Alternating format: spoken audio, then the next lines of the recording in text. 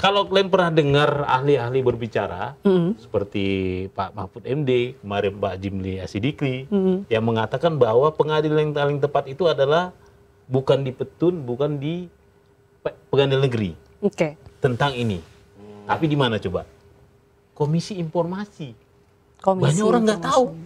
Salinan ijazah terlegalisir. Pertama di dunia, ya bukan Indonesia aja, di dunia.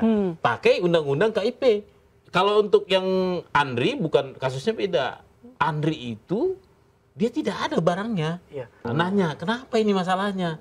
Ternyata KPU ngaku. Dia memang belum memberikannya. Kenapa tidak diberikannya? Karena katanya itu termasuk yang dirahasiakan ke publik. Ini kalau bisa dibilang kita pertama kali ya dapat spill hasil sidang tadi, gitu kan? Boleh nggak dijelasin tadi sidangnya bahas apa saja, poin-poinnya apa, yang mungkin ada something baru bisa kita... Oh, jadi baik, makasih ya. Jadi memang apa? Nggak usah serius-serius bang, santai bang. Nadanya langsung serius gitu. Karena terasa masih di pengadilan tadi. Oh iya benar. Oke gimana? Jadi, kalau kalian pernah dengar ahli-ahli berbicara, seperti Pak Mahfud MD, kemarin Pak Jimli Asidikri, yang mengatakan bahwa pengadilan yang paling tepat itu adalah bukan di Petun, bukan di Pengadilan Negeri. Tentang ini. Tapi di mana coba? Komisi Informasi. Banyak orang nggak tahu.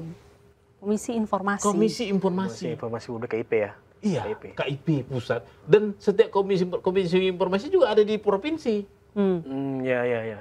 Nah, jadi kalau kita mau minta informasi dokumennya, dokumen dan informasi, kita bisa bersurat ke PPID. Makanya ini jadi success story saya mendapatkan salinan ijazah terlegalisir. Pertama di dunia, ya bukan Indonesia aja, di dunia. Pakai undang-undang KIP. Pakai undang-undang ini. Jadi saya bersurat dulu ke PPID. Nah, karena saya bersurat ke PPID saya masih kurang puas dapat ijazahnya, saya lanjutkan ke KIP.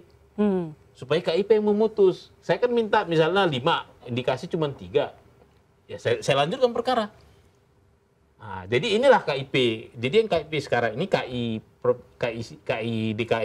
pusat ini, ceritanya saya dulu bermohon dokumen ijazah di Andri, arsip ya, arsip ijazah presiden kita tahun 2014 dan 2019, beserta ijazah ini akan jadi tidak ada gunanya kalau nggak ada lampiran verifikasinya. Yang menceritakan apa sih ijazah ini, yang membuktikan bahwa itu sudah dicek gitu kan? Iya, sudah diverifikasi, klarifikasi, otentifikasi. Nah, itu. Jadi Andri waktu itu bilang tidak ada. Waktu itu ketemu siapa bang dari Andrinya? Saya bersurat. Jadi bersurat. PPD itu nggak boleh ketemu langsung. Nggak boleh ketemu. Jadi gampang sekarang. Jadi tinggal ketik email, ya, pemirsa ya, itu sederhana, minta apa aja bisa. Ke lembaga yang kita ingin, informasi apa. Nah, itu enaknya undang-undang KIP ini. Saya minta ini data ini ya, data buku pengadaan belanja negara, saya minta ke LKPP bersurat melalui PPID.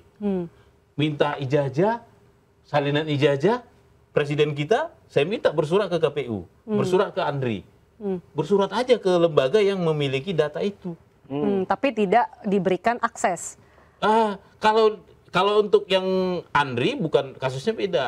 Andri itu dia tidak ada barangnya. Iya, katanya KPU sendiri udah mengklaim menyerahkan sekitar 17 kontainer berkas ke Andri.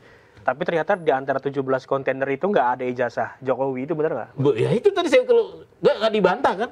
Itu sidang dijelasin itu. Di sidang tadi saya ulang lagi dan tidak dibantah.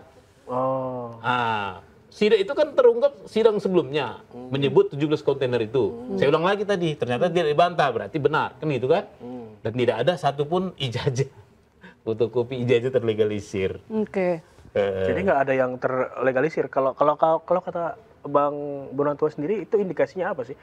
Atau cuma kelalaian atau memang ada indikasi lain? Kalau dari 17 kontainer data pemilu loh, satu pun nggak ada ngomongin soal ijazah Jokowi yang jadi presiden kan gitu loh. Saya harus cerita kenapa tadi lama. Tadi karena sidang sebelumnya Andri berbelit-belit jawabannya, akhirnya tadi Majelis Komisi Informasi memanggil KPU. Oke. Nanya, kenapa ini masalahnya? Ternyata KPU ngaku. Dia memang belum memberikannya. Kenapa tidak diberikannya? Karena katanya itu termasuk yang dirahasiakan ke publik. Kenapa dirahasiakan? Nah, saya ikutin aja ceritanya dulu kan. Dia bilang karena peraturan PKPU nomor 18 tahun 2013 tidak menyebut ijazah itu harus dikasih ke Andri. Oke. Nah, saya ledek aja tadi. Kok aneh ya kalian, saya bilang. Ke saya kalian kasih, ke Andri kalian kasih. Diam semuanya. Oh iya. Di mana rasanya saya bilang. Coba ingin coba. Ke saya dikasih, Andri nggak dikasih. Berarti pertanyaan saya jadi curiga tadi. Itu KPU-nya nggak tahu atau memang lalai? Mereka ngakui, padahal kan Andri itu kan ada undang-undang ya, kalau nggak salah di mana? Undang-undang 43 tahun 2029 ya. Undang-undang nomor 43 tahun 2009 bahwa semua arsip harus masuk ke Andri gitu kan. Tapi KPU bilangnya belum ada. Itu nggak tahu atau emang lalai sebenarnya? Sebenarnya jawabannya sederhana. 17 kontainer itu kok ada? Ya berarti kan mereka tahu sebenarnya apa-apa aja yang mau dikasih.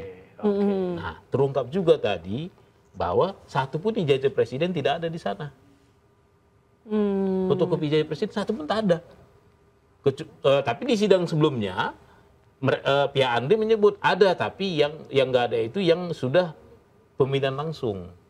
Oke. Nah. Jadi memang sampai adanya penetapan tersangka pun ijazah itu memang masih diperdebatkan ya. Belum pernah ada yang melihat asli atau memang asli atau palsunya belum ada yang melihat gitu kan. Dan itu yang sebenarnya kalau kita bisa bilang once itu keluar mungkin permasalahan ini selesai. Menurut Bang Bonoto gimana? Ya, that's the point. Artinya gini, saya nggak berharap melihat asli. Saya hanya perlu mendapatkan fotokopi ijazah terlegalisir yang otentik. Yang otentik, kalau dulu kita legalisir kan ada cap. Iya. Cap ungu. Cap ungu. Iya, itu. Kalau ini berarti ada cap juga, ada tanda tangan cap kampusnya berarti ya? Iya. Fotokopi ada cap kampusnya. Jadi dari bukti-bukti yang saya kumpulkan ke 8 kementerian lembaga, bukti-bukti ya, saya kan punya bukti ya, dokumen, bahwa KPU itu hanya melakukan sampai verifikasi kopian leges ke UGM, tapi tidak pernah menyandingkan kopi asli, kopi dengan asli, dibuatkan dalam berita acara. Oke. Jadi pertanyaannya, ya berarti yang diverifikasi ijazah fotokopian dong, bukan asli. Kan begitu kan? Oke. Ini kan bilangnya Andri bilang tidak menerima atau tidak menguasai ijazah yang terlegalisir itu. KPU bilang sudah menyerahkan. Ini ketidaksinkronan ini Mas Bonatua melihatnya gimana sih? Andri bilang A, KPU bilang B. Mereka punya dasar aturan masing-masing. KPU dari PKPU, Andri dari Undang-Undang Kearsipan, tapi mereka nggak sinkron. Ini salahnya di mana kalau menurut Mas? Nah, tadi juga terungkap dari ahli arsiparis. Ternyata Andri itu hanya punya kewajiban menerima dokumen. Hanya menerima ya. Iya, jadi ya mau kalau nggak ngasih ya gimana mau dibilang, katanya pasrah lah kita. Kalau mau verifikasi dan lain-lain bukan di dia. Gitu. Iya, itu jadi sifatnya boleh dibilang apa ya, pasif ya. Oke. Pasif dalam. Berarti yang harus aktif KPU. KPU. Oh, dan KPU dari 17 kontainer itu nggak ada. Nggak ada. Kemana? Ya ini apa ribet lah artinya. Ribet ini, ya? ini hanya bicara KPU. Saya kan minta juga itu ke LKD, Lembaga Kearsipan Daerah di DKI Jakarta, sama di Solo. Nggak ada juga. Yang lebih tua, yang lebih muda aja nggak ada, apalagi lebih tua coba. Oke.